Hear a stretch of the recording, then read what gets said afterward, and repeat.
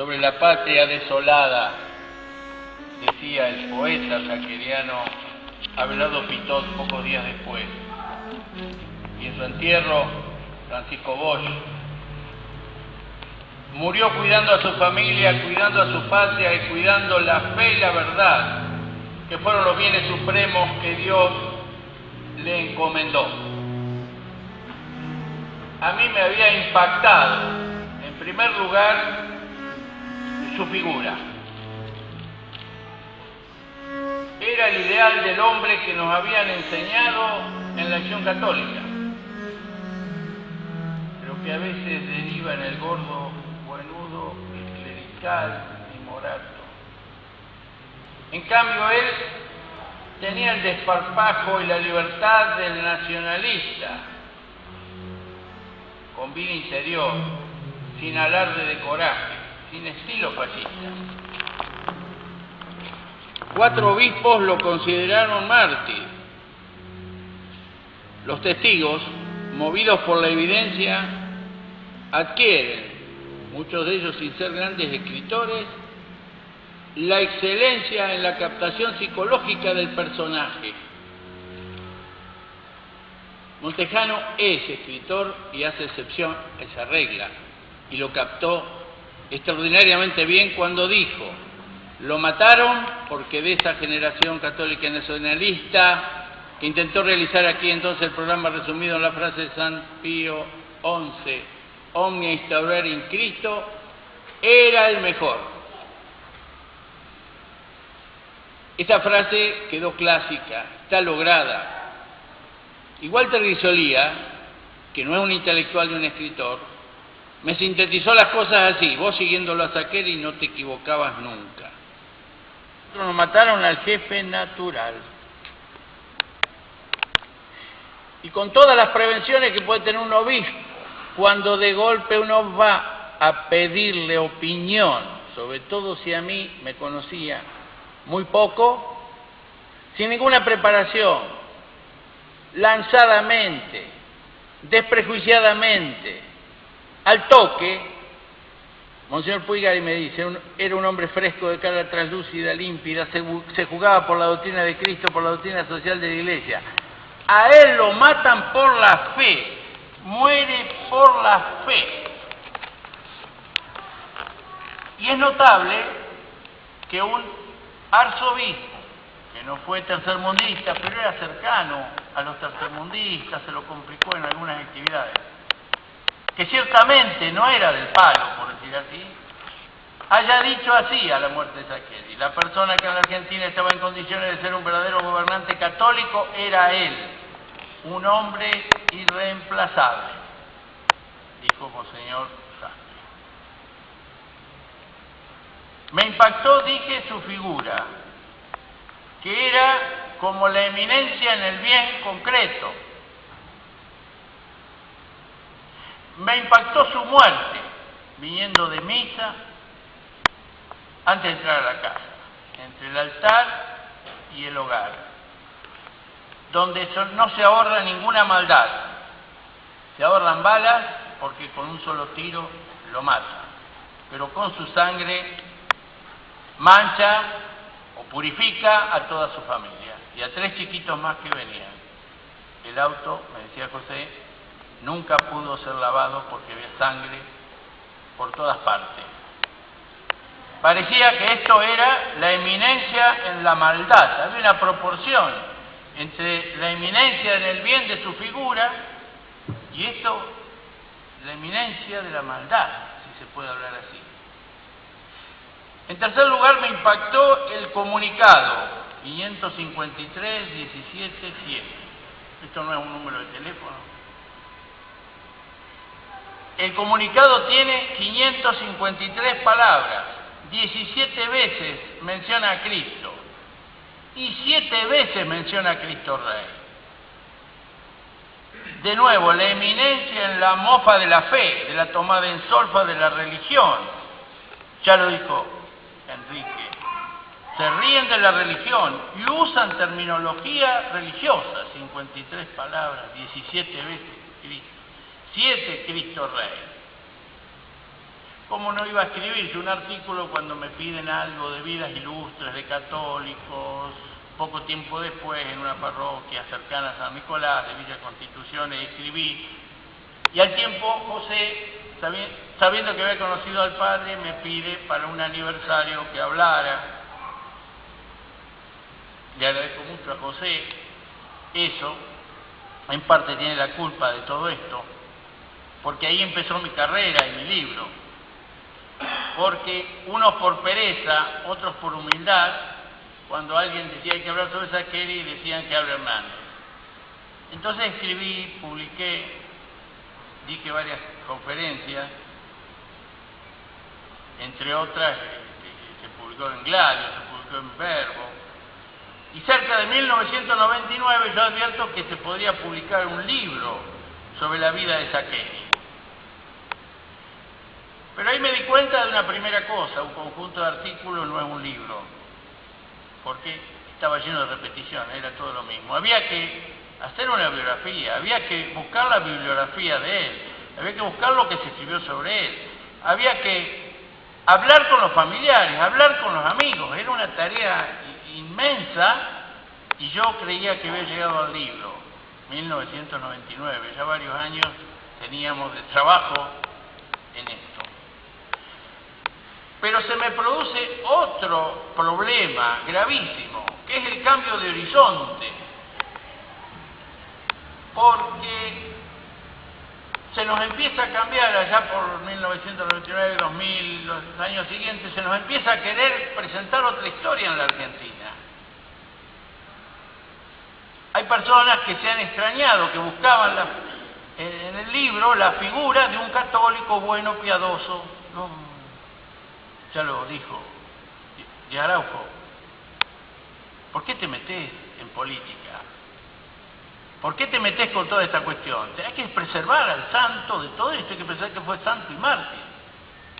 Pero Saccheri no se explica sin la situación que vivió y su vocación política que tuvo, pero además, sin explicar mínimamente, por lo menos en las posibilidades mínimas que tenemos de orientar la cultura, que él tenía razón, porque si no hacemos siquiera ese esfuerzo, la gente va a aceptar la versión de la historia oficial actual que divide entre derecha e izquierda. Lo que no le gusta al ateísmo que tiene postrada la Argentina después de la guerra de Malvinas es la derecha demonizada, nazi, y ahí entran todos. Entonces yo tenía que mostrar que Saccheri tenía razón. Entonces, no fue idea mía, no fue una creación artística, fue una imposición de las circunstancias. Tiene que ser un libro que historie, que haga un poco la historia de todos esos años, que muestre por lo menos un panorama para avivarla a la gente, que no entre en este esquema de izquierdas y derechas y la demonización de todo el pensamiento cristiano, sea el pensamiento cristiano más combatiente, sea el menos combatiente. La persecución que se ejerce es feroz, y en ese clima había que aclarar un poco las cosas. En ese contexto, y vuelvo a algo que dijo el doctor Díaz Araujo recién, y sobre todo a los jóvenes, y lo vuelvo de esta manera: era para nosotros muy doloroso volver a revivir esos años y a contar esas cosas, a decir lo que entonces, y soterradamente se sabe, era evidentísimo. Por eso en el capítulo 11 del libro, en la página 230, me propuse hacer una síntesis de esa historia que se nos quiere contar, y a partir de ahí, en todo el relato, tratar de destruirla, pero con testimonios de los mismos guerrilleros. En ese sentido, las referencias han sido, a lo largo de toda la segunda parte del libro, exclusivamente, digamos, de fuerzas guerrilleras. Saccheri rechazaba rotundamente el esquema derecha-izquierda. Y en un reportaje que le hizo Neustadt, dijo, la postura de un cristianismo es la de abstenerse de elegir cualquiera de los dos extremos, marxismo y capitalismo, porque puede estar seguro de una cosa, elegirá mal, en uno o en otro sentido.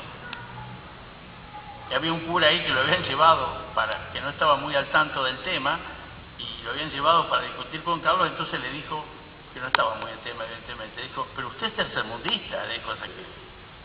A Saccheri lo mataron por denunciar el tercermundismo. Ser de izquierda es como ser de derecha, una de las infinitas maneras que el hombre puede elegir para ser imbécil, escribía Saccheri siguiendo con comidas de Ortega y Gasset. Entonces me esmeré permanentemente, y está consignado así en el libro, de decir, Saccheri tenía razón. En la denuncia que hizo tenía razón.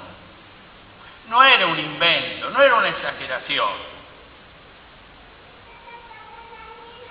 El martes pasado, siguiendo los mandatos de Enrique que él no conoce, que yo cumplo, estuve en la Biblioteca Nacional, por fin pude llegar y vi los 30 números de Cristianismo y Revolución. No está. Si hay más de 30, sigo buscando, ¿no? Me compré el CD de la cultura de izquierda, un organismo de cultura de izquierda de Buenos Aires, un amigo que sabe computación, no está. Pero lo que sí corroboré es que Cristianismo y Revolución, desde el primer número hasta el 30, que yo revisé, que son todos los que hay en la Biblioteca Nacional, y pienso que está el 1, y pienso que el 30 es el último, no sé, en todos los números se habla inequívocamente de la lucha armada de signo guevarista y comunista.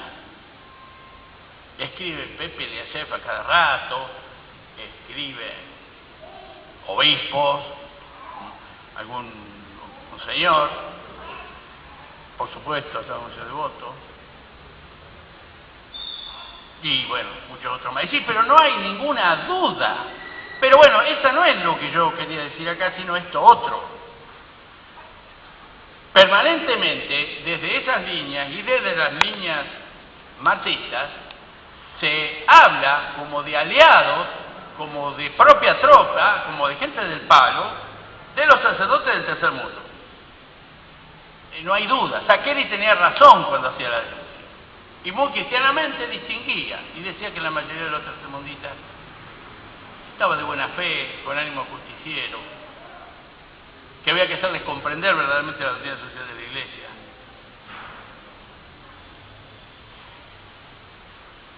Yo quería sintetizar la figura de Saccheri, y yo no podía decir que era la espada de Cristo, no era la espada vencedora, no era un militar, guerrero militar. Era un filósofo sabio en ciernes para una gran carrera, como dijo Enrique, pero no pudo producir mucho. Y me pareció que lo que sintetizaba mejor las cosas era predicar, Saccheri, predicar y morir por la Argentina. A mí siempre me gustó de Horacio Guaraní, que no habla nunca de la patria natal, habla de la Argentina. Y como somos muy pocos, puedo decirle en confianza que me encantó el lema de leer a luchar y morir por la Argentina. No sé si el maestro lo aprueba. Entonces, Saccheri entonces ahí encontré las 4 partes. Saccheri, una semblanza de él. Predicar, bueno, la vida activa de Saccheri. Y morir, relatar la muerte, en la tercera parte, donde me parecía imprescindible incluir la figura de Yenta, por varias razones. En primer lugar, porque Yenta desarrolló un revisionismo histórico que no había desarrollado Saccheri, no pudo desarrollar, obviamente, y la función de las Fuerzas Armadas. En segundo lugar, porque fue el primero. En tercer lugar, porque tengo dos versiones. Yenta de algún modo lo designó a Saccheri su sucesor. En cuarto lugar, porque si el enemigo los eligió, basta de hacer cualquier dialéctica.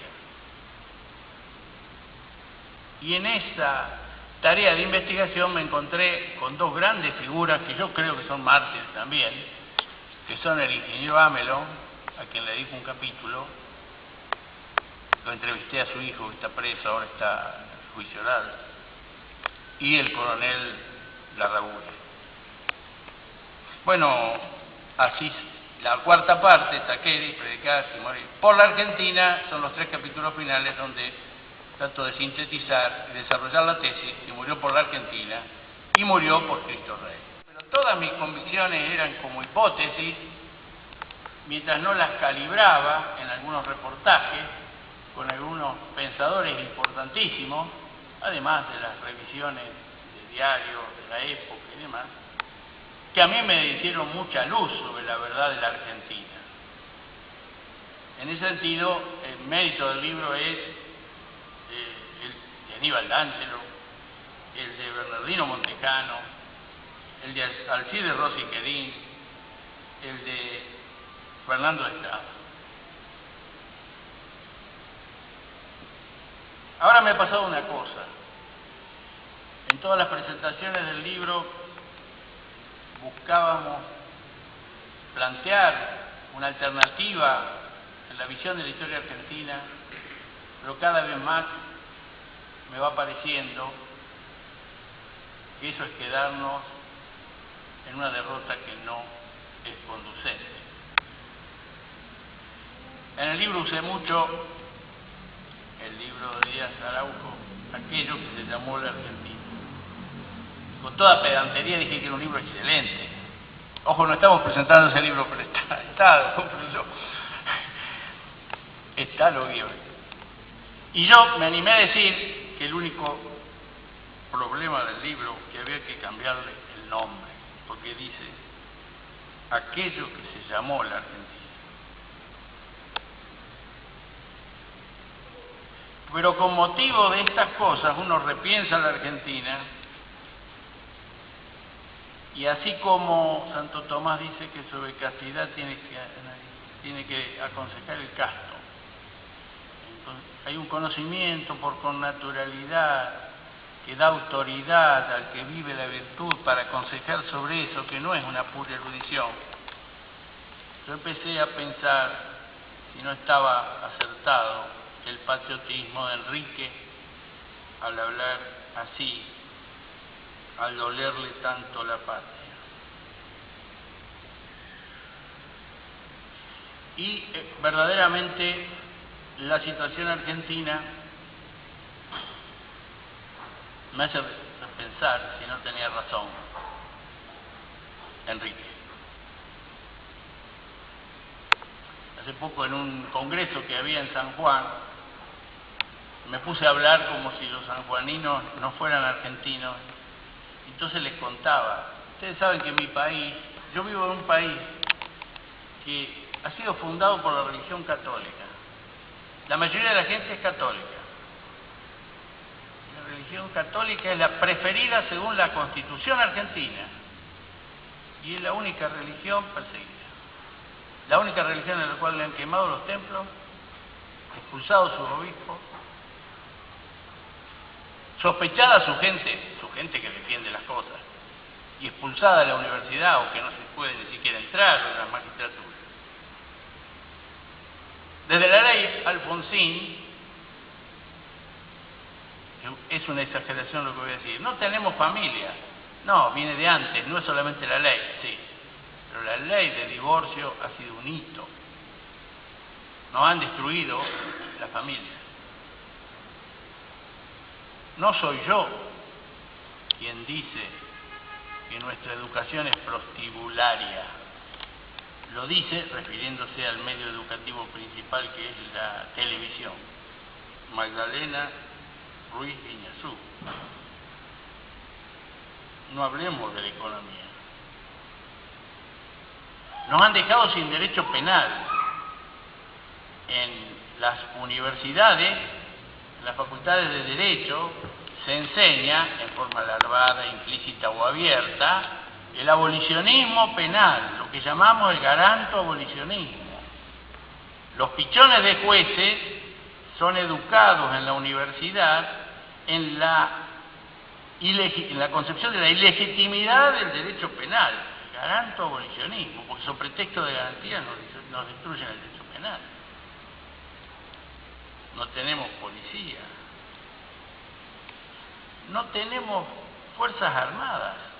Yo le decía a los sanjuaninos, yo vivo en un país, ¿saben ustedes? Los tipos miraban así, este país, uno de los pocos países del mundo no tiene fuerzas armadas, que no tiene fuerzas armadas, es la Argentina, después de Malvinas.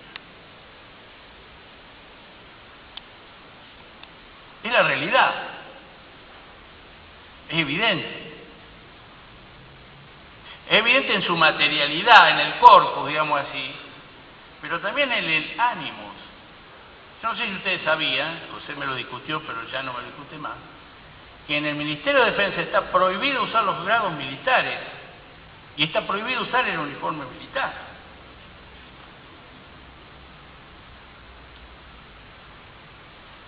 Entonces, desde hace un tiempo, cada presentación del libro, cada conferencia sobre derecho penal, cada conferencia de derecho, cualquier cosa que tengo que dar, hablo de Enrique Díaz Araujo, si no tendría razón en su libro. Entonces, me parece que las cosas tienen que terminar hablando del legado que para hoy nos deja Carlos Alberto Saqueri Martí. El legado de una doctrina social de la Iglesia entendida orgánicamente, no que sea un recitadero de encíclicas que cambia con cada papa o con cada discurso de cualquier papa o de cualquier obispo, de cualquier párroco o conferencia episcopal, sino vertebrada en una filosofía y en la tradición de la Iglesia. Doctrina social de la Iglesia que incluye entre sus elementos el elemento político e incluye irrenunciablemente el dogma de que Cristo es Rey, e incluye necesariamente, entonces, la idea de la cristiandad como un ideal irrenunciable y necesario. En la presentación del libro, en la exposición del libro católico en Buenos Aires, estuvo en el lugar que ocupó Enrique, el padre Sáenz, y en un momento dijo: al católico que no le interesa la cristiandad no me interesa. Porque el católico que no le interesa la cristiandad hace un cercenamiento de Cristo, hace un cercenamiento del hombre. En eso es muy importante esclarecer las cosas, porque se dice, la cristiandad existió en la Edad Media. Entonces, como ya existió, ya se acabó. El que quiere hablar de cristiandad está hablando de algo pasado, que no tiene sentido hoy. Mentira. Mentira. Si en alguna ciudad del país el 2 de noviembre se pone una música especial en la radio, si en algún lugar del país se respeta el domingo, si en todo el país se respeta un poquito más el domingo, hay un elemento de cristiandad. Si las calles en la Argentina mantienen ciertos nombres tradicionales, hay un elemento de cristiandad. La cristiandad es algo que no se termina nunca de perder y por la cual siempre se puede luchar. La cristiandad es la exigencia de que Cristo tenga la soberanía, lo cual no implica imponer el cristianismo a palos. En el último observatorio romano habla el Papa de la primacía de Cristo, de la soberanía de Cristo. Eso es la cristiandad.